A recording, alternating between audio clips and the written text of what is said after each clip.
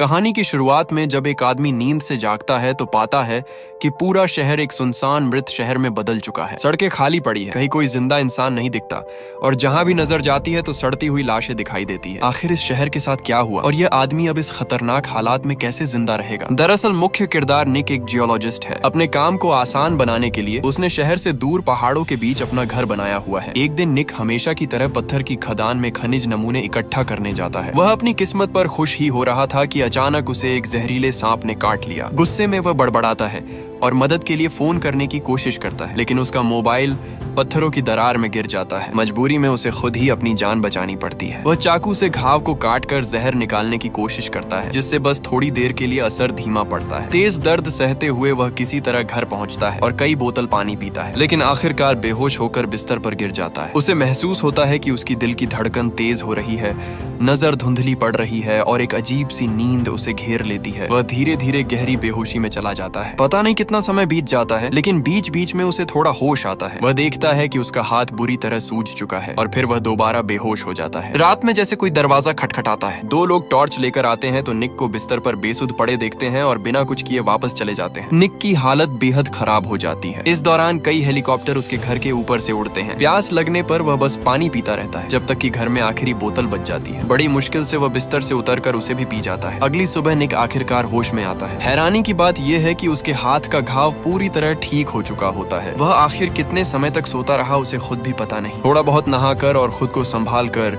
निक ने तय किया कि पहले शहर जाकर कुछ जरूरी सामान खरीद लिया जाए। घर के बाहर खड़ी उसकी छोटी कार पर मोटी धूल की परत जम चुकी थी। उसने कपड़े से शीशा साफ किया और चाबी लगाकर स्टार्ट करने की कोशिश की। खुशकिस्मती से गाड़ी चालू हो गई। निक का घर शहर से ज्यादा दूर नहीं था, तो कुछ ही देर में वह शहर के किनारे पहुंच गया। लेकिन जैसे जैसे वह आगे बढ़ा तो उसे कुछ अजीब सा लगने लगा। पूरे रास्ते उसे एक भी चलती हुई गाड़ी नहीं दिखी और न ही कोई इंसान नजर आया। वह सुपरमार्केट के बाहर गाड़ी रोकता है और सामने ही एक सड़ी गली लाश देखकर सन्न रह जाता है। चौक के बीचों बीच कुछ सैन्य गाड़ियां उलटी पड़ी थीं। आखिर यहाँ ऐसा क्या हुआ था जिससे यह हालत हो गई, ये सोचकर वह पूरी तरह घबरा जाता है। तभी उसकी नजर एक इलेक्ट्रॉनिक बोर्ड पर पड़ती है, जिस पर लिखा होता है कि घातक वायरस का प्रकोप की वजह से सभी लोग तुरंत जहां हैं वहीं शरण ले। निक चौंक कर कहता है कि ये असंभव है। वह तुरंत वापस गाड़ी में भागता है और रेडियो चालू करता है। हर चैनल पर सिर्फ सरकारी रिकॉर्डेड संदेश ही चल रहे थे। ये वायरस बेहद तेजी से फैलने वाला और जानलेवा है,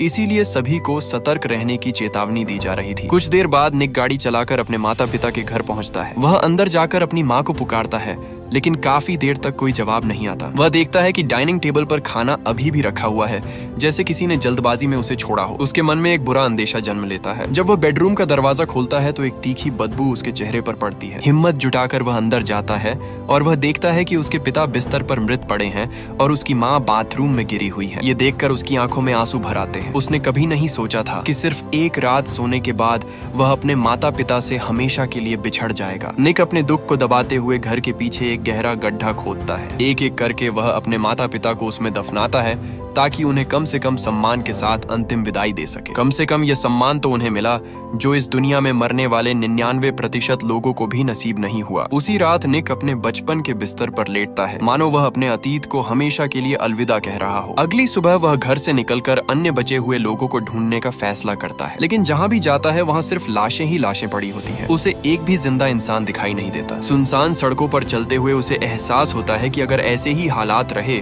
तो बस साल बाद यहाँ की घास इंसानों से भी ऊंची हो जाएगी। वह एक सुपरमार्केट से कुछ जरूरी सामान इकट्ठा करता है और तय करता है कि शहर से दूर जाकर देखेगा, लेकिन शहर से बाहर जाने वाला पुल पूरी तरह बंद मिला। निक हैरान होकर गाड़ी से उतरता है और देखता है कि आगे का रास्ता बिल्कुल जाम है और रुकावट हटाना नामुमकिन है। अब उसका धैर्य जवाब दे देता है और उसकी भावनाएं टूट जाती हैं। वह चाहता है कि पिछले 2 दिन बस एक बुरा सपना हो। वह गुस्से में स्टीयरिंग पर जोर जोर से मुक्के मारता है। खुद को थोड़ा शांत करने के बाद वह दूसरी दिशा में जाने का फैसला करता है। वह आंखें बंद करके एक्सीलरेटर पूरी तरह दबा देता है। सीधी सड़क पर एक भी गाड़ी नहीं है और उसे किसी चालान का डर भी नहीं है। धीरे धीरे रात हो जाती है और उसे दूर कहीं लाल रोशनी चमकती हुई दिखाई देती है। करीब 15 मिनट बाद वह एक और शहर में पहुंचता है। सड़कों के किनारे रंग बिरंगी लाइटें जल रही हैं। पहली नजर में बस लोगों की कमी को छोड़कर उसे सब कुछ सामान्य लगता है। निक सबसे बड़े मॉल में जाता है और सोचता है कि अगर कोई बचा होगा तो यही होगा, क्योंकि यहाँ खाने पीने और रहने की सारी सुविधाएं मौजूद है। लेकिन वह हर एक मंजिल छान मारता है, फिर भी एक भी इंसान नहीं मिलता। उसके मन में सवाल उठता है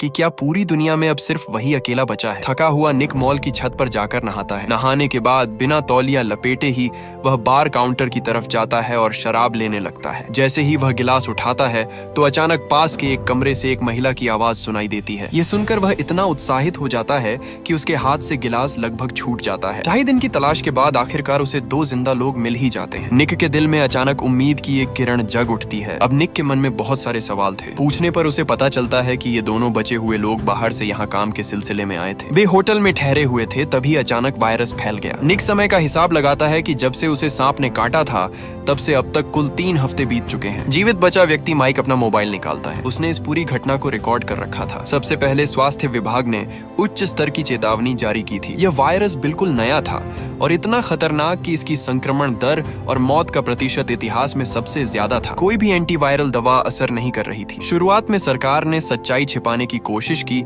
लेकिन हालात जल्दी ही नियंत्रण से बाहर हो गए। यहाँ तक कि अलग अलग स्तर की सरकारें भी काम करना बंद कर चुकी थीं। जीवित बची हुई एनी पूरी दृढ़ता से कहती है कि यह वायरस पूरी दुनिया में फैल चुका है और मानव जाति लगभग खत्म हो चुकी है। उन दोनों के बचने का कारण शायद यही है कि वे बेहद दुर्लभ इम्यून लोग हैं। निक इस बात को मानने के लिए तैयार नहीं होता। वह फैसला करता है कि वह और जगहों पर जाकर देखेगा कि आखिर दुनिया इतनी आसानी से खत्म कैसे हो सकती है। लिफ्ट का इंतजार करते हुए वह थककर दीवार से टिक जाता है। अंदर ही अंदर वह भी उनकी बातों को सच मानने लगा था और वहीं पर वह पूरी रात सो जाता है। अगले दिन वह दोनों से फिर बात करने का सोचता है, लेकिन जब वह उन दोनों को ढूंढता है तो वे कहीं नजर नहीं आते। एक पल के लिए उसे लगता है कि कल की बीती बात शायद एक सपना होगा। थोड़ी ही देर बाद उसे एनी एक महंगे कपड़ों वाले सेक्शन में मिलती है और माइक पास में नाश्ता बना रहा होता है। माइक कहता है कि शायद यह आपदा पृथ्वी का खुद को साफ करने का तरीका है, क्योंकि इंसानों ने इस धरती पर बहुत ज्यादा बोझ डाल दिया था। एनी के अपने सभी करीबी इस वायरस से मर चुके हैं और माइक के साथ भी यही हुआ। इसलिए दोनों ने एक दूसरे का सहारा बनकर साथ रहने का फैसला किया। माइक को पहले लगता था कि इस दुनिया में सिर्फ वही 2 बचे हैं,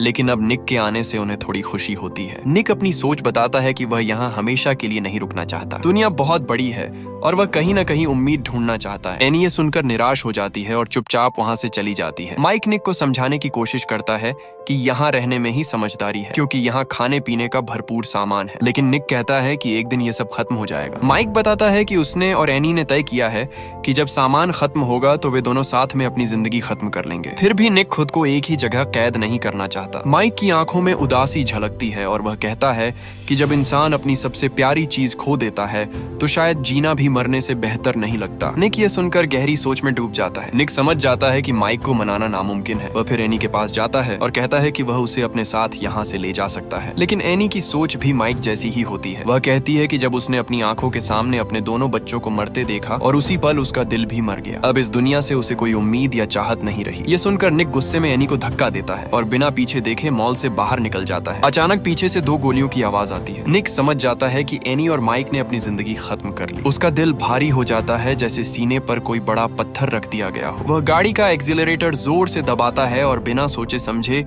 तेजी से आगे बढ़ता जाता है, लेकिन वह पूरी तरह अपना होश नहीं खोता। दूर उसे एक जीवित आकृति दिखाई देती है। निक तुरंत ब्रेक लगाता है तो वहाँ एक छोटा सा पीला कुत्ता होता है। बिना सोचे वह उसे अपने साथ गाड़ी में बिठा लेता है और उसका नाम लुक रखता है। अब निक और वह कुत्ता साथ में शहर के सबसे बड़े पुस्तकालय जाते हैं, जहाँ से निक अपने पसंद की बहुत सारी किताबें चुनता है। फिर वह लुक को लेकर वापस अपने घर लौट आता है। जब तक कोई साफ लक्ष्य नहीं मिलता वह तय करता है कि फिलहाल यही रहना सबसे सही है। शायद यही इस तबाह दुनिया में जीने का सही तरीका है। यहाँ तक कि निक मजाक में सोचता है कि वह और लुक पूरी जिंदगी साथ रहेंगे, बस एक शर्त पर कि जो बाद में मरे वह पहले मरने वाले को न खाए। धीरे धीरे 1 साल बीत जाता है और निक की जिंदगी अब एक ही ढर्रे पर चलने लगती है। सुपरमार्केट में खाने पीने की चीजें अभी खत्म नहीं हुई हैं। उसका मुख्य काम बस इतना है कि वह अपने शरीर को स्वस्थ रखे। पहले से ही अकेले रहना पसंद करने वाला निक अब इस नई दुनिया के साथ ढलने लगता है। अब वह आजादी से सीख सकता है, जब चाहे शांति का आनंद ले सकता है और धीरे धीरे इस सुनसान प्रलय के बाद की जिंदगी को स्वीकार करने लगता है। धीरे धीरे इस नई जिंदगी के साथ ढलने के बाद निक को लगने लगता है कि यह जीवन इतना बुरा भी नहीं है। लेकिन एक दिन उसे अचानक कुछ अजीब दिखाई देता है कि दूर एक घर से धुआं उठ रहा होता है। निक बिना देर किए अपनी गाड़ी लेकर सुनसान सड़कों से होता हुआ उस जगह तक पहुंचता है जहां किसी के रहने का शक होता है। छत पर एक महिला बंदूक ताने खड़ी होती है। निक तुरंत समझाता है कि उसने बहुत समय से किसी इंसान को नहीं देखा और वह सिर्फ ये जानना चाहता है कि क्या अभी भी कोई जिंदा है। महिला उसकी बात समझती है, फिर हथियार नीचे रखती है और उसे अंदर आने का न्योता देती है। उस लड़की का नाम एमा है और उसके पिता एक सैनिक थे। वह बचपन से पहाड़ों में शिकार करके जीती रही है, इसलिए वह वायरस फैलने से बच गई। 1 साल से वह इधर उधर भटक रही थी और कुछ दिन पहले ही इस घर में आई थी। कुछ स्मोक्ड मीट खाने और चाय पीने के बाद निक संतुष्ट होकर जाने की बात करता है, लेकिन एमा उसे रुकने के लिए कहती है। वह बताती है कि उसने ये घर इसलिए चुना क्योंकि यहाँ कोई लाश नहीं है, लेकिन वह यहाँ लंबे समय तक नहीं रहना चाहती क्योंकि उसे यह जगह घर जैसी महसूस नहीं होती। फिर एमा खुद ही निक के घर चलने का प्रस्ताव रखती है। अगली सुबह दोनों साथ में निक के पहाड़ी घर की ओर निकलते हैं। निक ने कभी नहीं सोचा था कि इस वीरान दुनिया में उसे इतनी खुली और मिलनसार लड़की मिलेगी। कुछ ही देर में वे उसके घर पहुंचते हैं, जहाँ पीछे एक बड़ा सा आंगन भी है। एमा खुश होकर कहती है कि वह कुछ समय के लिए यही रहना चाहती है। यह सुनकर निक के मन में हलचल होने लगती है। वह तुरंत घर की बीम से लटकती रस्सी उतार देता है क्योंकि शायद अब उसकी जरूरत नहीं पड़ेगी। तभी उसे पता चलता है कि अलमारी में रखा खाना चूहों ने खराब कर दिया है। दोनों फिर पास के कस्बे के सुपरमार्केट जाते हैं क्योंकि आपदा अचानक आई थी और लोग सामान जमा नहीं कर पाए थे, इसलिए वहाँ अभी भी बहुत कुछ बचा हुआ है। एमा को वहाँ सोलर पैनल भी मिलते हैं और वह कहती है कि ये जगह तो मानो प्रलय के लिए ही बनाई गई हो। निक पहले भी यहाँ रहने का सोच चुका था, लेकिन असली समस्या ये थी कि यहाँ कोई और इंसान नहीं था जिसके साथ वह रह सके। दूसरों से सामान छीनने की बजाय तुलना करने पर अपने ही विला में रहना कहीं ज्यादा आरामदायक लगता है। दोनों ने मिलकर एक पूरी गाड़ी भरकर सामान इकट्ठा किया, लेकिन एमा को डिब्बा बंद खाना पसंद नहीं था। उसका मानना था कि असली स्वाद तो प्रकृति से आता है। निक उसकी बात समझता था, लेकिन अंदर ही अंदर वह जानवरों का शिकार करने से झिझकता था। उसे लगता था कि ये आपदा दरअसल धरती का खुद को संतुलित करने का तरीका है, मानो इंसान एक वायरस हो जिसे मिटाने की कोशिश की जा रही हो। अगर वे अब भी प्रकृति के खिलाफ जाएंगे तो धरती का दंड कभी खत्म नहीं होगा। फिर भी एमा की खुशी के लिए निक एक फिशिंग रॉड लेकर नदी किनारे जाता है और कुछ ताजी मछलियां पकड़ लाता है। उधर एमा जंगल से मशरूम, पत्ते और फल इकट्ठा करती है और घर के पीछे एक छोटा सा सब्जी का बगीचा भी बना देती है। अब निक को एहसास होता है कि वह अब अकेला नहीं रहा। इसी एहसास के साथ वह घर को और बेहतर बनाने में लग जाता है। एक किताब में उसने पढ़ा था कि अगर जगह को आरामदायक बना दिया जाए तो खुशियां खुद ब खुद चली आती है। एमा भी महसूस करती है कि यही असली सुकून भरी जिंदगी है, लेकिन निक के मन में एक सवाल बार बार आता रहता है कि आखिर सब लोग कहाँ गायब हो गए, सिर्फ वही दोनों क्यों जिंदा बचे हैं। क्या ये किस्मत का खेल है या धरती का कोई अजीब मजाक है? इन सवालों के बीच दोनों के दिल और करीब आ जाते हैं। उस रात लंबी थकान और भावनाओं के बाद दोनों चादर ओढ़े बालकनी में खड़े होते हैं। निक भविष्य के बारे में सोचने लगता है कि अगर उन्हें लंबे समय तक यहाँ रहना है तो बिजली का इंतजाम करना जरूरी होगा। आखिर रोशनी और गर्माहट ही तो जीवन में असली सुकून लाती है। निक दोबारा सुपरमार्केट जाने की सोचता है, लेकिन उसका पुराना भरोसेमंद वाहन आखिरकार जवाब दे देता है। अच्छी बात यह थी कि आसपास गाड़ियों की कोई कमी नहीं थी और पेट्रोल भी आसानी से मिल सकता था। वह सुपरमार्केट से सारे सोलर पैनल उठाकर घर ले आता है, लेकिन उन्हें लगाते वक्त गलती से वह छत से नीचे गिर जाता है। खुशकिस्मती से उसके पास एक समझदार और हर काम में माहिर साथी थी। एमा कहती है कि प्यार का मतलब है जब तुम्हें जरूरत हो तो कोई पूरे दिल से तुम्हारे साथ खड़ा हो। निक इस प्यार और अपनापन को पूरी तरह महसूस करता है और शायद उसे अपने बीते हुए पलों की याद आने लगती है। आधी रात को एमा चुपके से अपना बैग खोलती है। उसके अंदर कई पुरानी तस्वीरें संभाल कर रखी होती हैं, कुछ उसके बॉयफ्रेंड के साथ, कुछ उसके 2 बच्चों की और कुछ उसके माता पिता के साथ। लेकिन अफसोस ये सभी लोग अब इस दुनिया में नहीं रहे। अगली सुबह निक की टांग का घाव काफी ठीक हो चुका होता है। वह फिर से सोलर पैनल लगाने की तैयारी करता है। तभी एमा अचानक एक खबर देती है कि वह दोनों के बच्चे की मां बनने वाली है। निक को खुश होना चाहिए था, लेकिन उसके चेहरे पर चिंता साफ दिखाई देती है। उसे डर था कि बिना अस्पताल और डॉक्टरों से बच्चा सुरक्षित जन्म ले पाएगा या नहीं। एमा उसे तुरंत दिलासा देती है। अगले ही पल निक जोश में भर जाता है। वह अपने कुत्ते के साथ लाइब्रेरी जाता है, जहाँ बच्चों के जन्म और देखभाल से जुड़ी ढेर सारी किताबें होती हैं। जब डॉक्टर नहीं है तो अब सब कुछ उसे खुद ही सीखना होगा। तभी एक चूहा तेजी से वहाँ से भागता है। निक बड़बड़ाता है कि आजकल चूहे बहुत बढ़ गए हैं। इसके बाद वह सुपरमार्केट से ढेर सारे बेबी प्रोडक्ट्स भी ले आता है। एमा ये देखकर हल्के से हंस पड़ती है कि कोई भी पिता बच्चे के आने से पहले सब कुछ परफेक्ट तैयार नहीं कर सकता। तभी वह खिड़की के बाहर देखकर मुस्कुराता है, क्योंकि निक द्वारा बनाया गया चिकन कॉप सच में काम करने लगा था। समय के साथ एमा का पेट बड़ा होता जाता है। उसे अक्सर कमजोरी महसूस होती है। निक किताबों से सीखकर समझता है कि उसे ज्यादा दालें और सब्जियां खानी चाहिए, लेकिन तभी एमा अचानक कहती है कि उसे मांस खाना है, क्योंकि उसे काफी समय से नॉनवेज नहीं मिला था। ये कहकर वह खुद बंदूक उठाने लगती है,